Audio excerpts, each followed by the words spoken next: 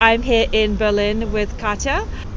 Katja's book is coming out in just 2 weeks. You are sitting in a world full of cars and you think that's normal. Think about where are you going to have a nice day off. You're not going at a cars place, you're going somewhere in the sun where there are car-free cities, maybe in Venice. Here in Germany, the capital, the mecca of car production. Each year you have 150,000 more cars getting onto your roads. And the surprising thing is, Germany is how many millions? 84. Portugal is only 10 million, but we have exactly the same number of cars entering our road system. It's good because maybe you're also like buying our cars. The narrative in Germany is always Germany will die if we don't buy any cars anymore. There are so many people on bicycles because we have more bicycles in households. Normally our politicians always say the majority is leading us, but here the majority of bicycles is not leading. I think it's really easy to change the system because I have been in Paris, for example,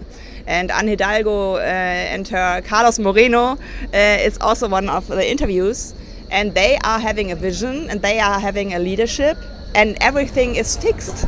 Now more people on bikes are commuting as in cars. Portugal is the #1 producer of bikes, but we are somewhere in the last bit of the list when it comes to consumption of what we produce. And probably a lot of the bikes that are made somewhere around Aveiro end up here in Germany, in these German households of which you're speaking. Berlin has done many things right until the parliament was changed. They have like safe bicycle lanes, they have like car-free parts of the city, but they are rolling back at the moment, and it is something we see everywhere. It's like a kind of backlash. Do you think there's any hope in the way the positive narrative is built about winning the elections? For me, it's really making hope that Anne Hidalgo was re-elected because she had this really strong vision of giving back the city to the people who are living there. You don't have to ask, do you want to have like speed limit the people who are going through. You have to ask the people who are living there.